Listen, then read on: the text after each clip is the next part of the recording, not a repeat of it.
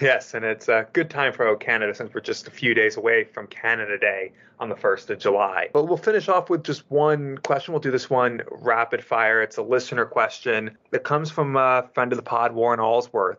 As we mentioned that we would come back to Bob Anderson. This past weekend, of course, was Bob Anderson's final tournament in the senior tour, at least televised tournament. What are your favorite memories of him? And do you think his achievements make him underrated? So I am going to be super honest. My husband adores Bob Anderson, one of his biggest fans. We have Bob Anderson's picture in our lounge.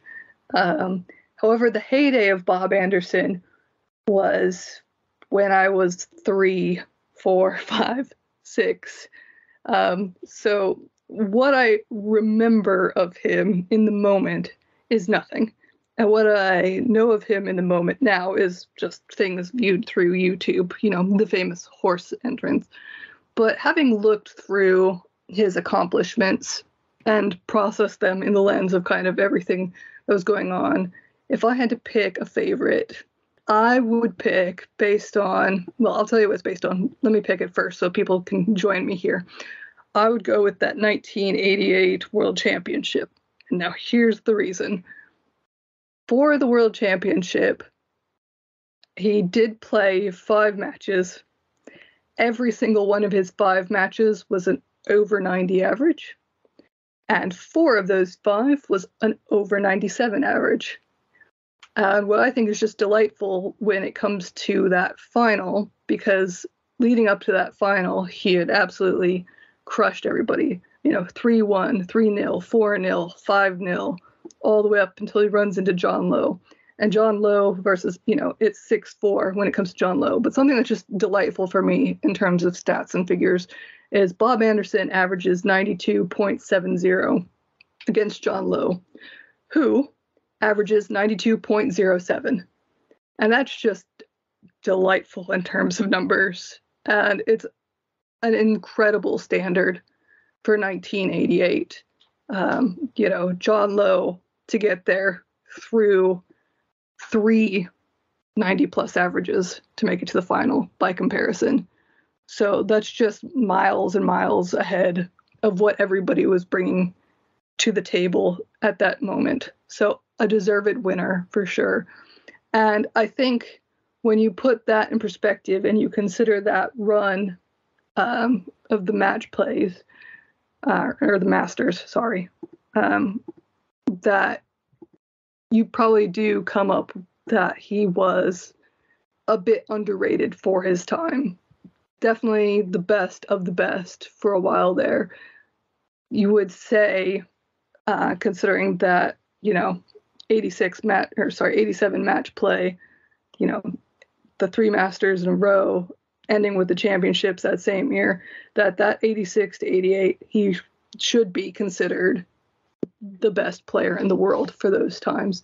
And to be the best player in the world for 3 years, as opposed to falling off to somebody who's raising their game, and compared to other people who are coming up and qualified in talent, and people who are still playing things today, whether it was Phil Taylor, Rod Harrington, who these people with seniors tour with Kevin Painter and stuff.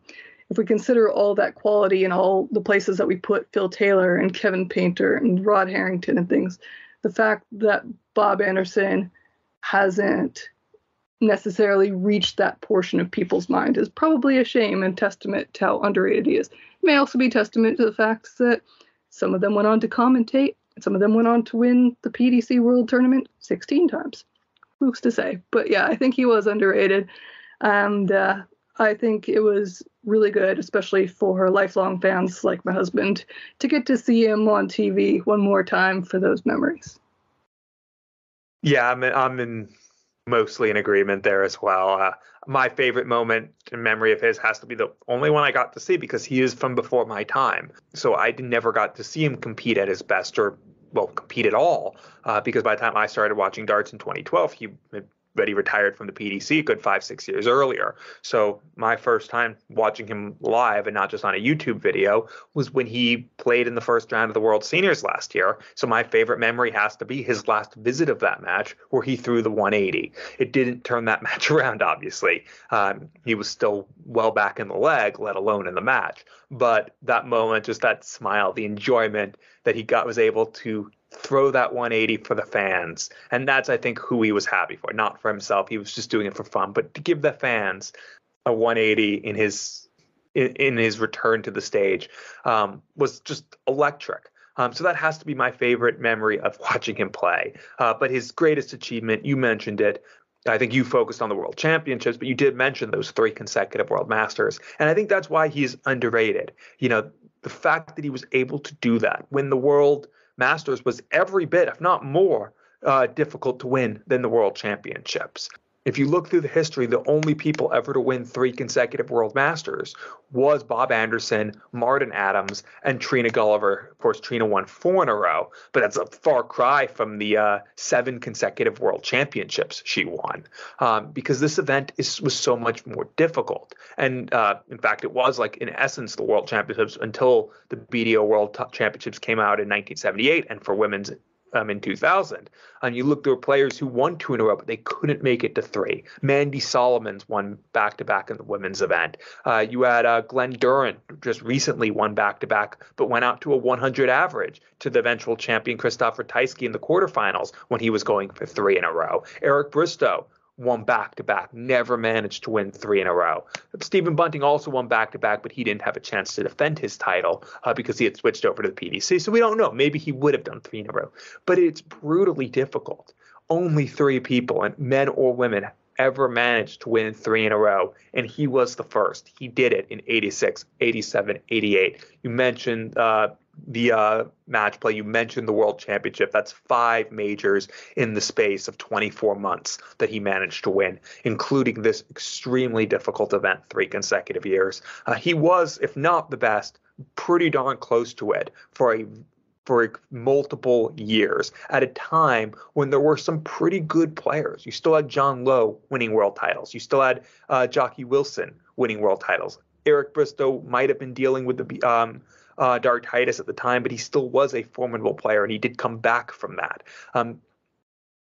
Bob Anderson was the last player to emerge before Phil Taylor emerged, the last player to truly take that next step and become great. And in the end, he did get overshadowed by Phil Taylor, and to a lesser extent by Dennis Priestley. But I think he's underrated. I think what he managed to achieve and the amount and how good he played for those few years, especially in an era that's remembered for other players who were still at their best at that time, means he has to be underrated, because he was every bit as good, if not better, than Lowe, Bristow, and Wilson during those years. That's why he won those events.